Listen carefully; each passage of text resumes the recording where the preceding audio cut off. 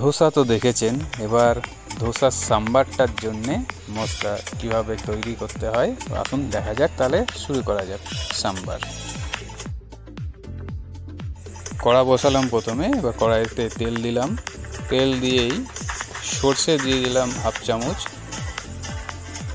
যেমন আপনারা করবেন সেই মতো পরিমাণ মতো। আমি যেহেতু কম করেছি তাই হাফ চামচ মেথি দিয়ে 7 সেকেন্ড মতো গরম করে নিলাম। নিয়ে এবার দিলাম 2 শুকনো লঙ্কা টুকরো করে এবং কাঁচা লঙ্কা কিছু টুকরো করে, হাফ চামচ হিং এবং কিছু কারি পাতা দিয়ে একটু নেড়ে নিলাম পুরো একসাথে। তারপরে দিলাম পেঁয়াজ কুচি দিয়ে নেড়ে নিলাম কিছুক্ষণ।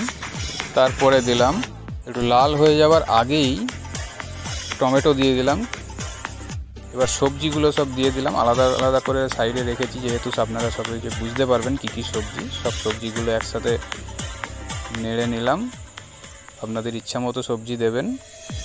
দিলাম সাম্বার মশলা, যে কোনো কোম্পানির আপনারা দিতে পারেন। এবার লঙ্কার গুঁড়ো কিছু উপরে দিয়ে দিলাম, নেড়ে নিন। গুলে রাখা তেঁতুল যেটা ছিল সেটা দিয়ে দিলাম।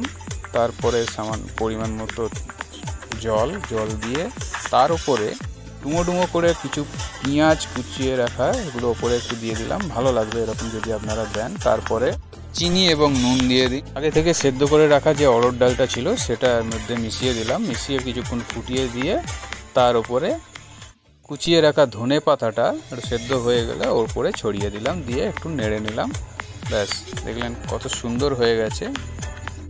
30 সেকেন্ড ফুটিয়ে নিলেই কমপ্লিট হয়ে গেল সাম্বার। আপনারাও এভাবে তৈরি করে আপনাদের কমেন্ট করে আমাকে অবশ্যই জানাবেন, ভালো লাগলো না খারাপ লাগলো, কেমন লাগলো অবশ্যই জানাবেন। নতুন রেসিপি জানতে আমার চ্যানেলটা অবশ্যই সাবস্ক্রাইব করবেন। আবার দেখা হবে, ধন্যবাদ।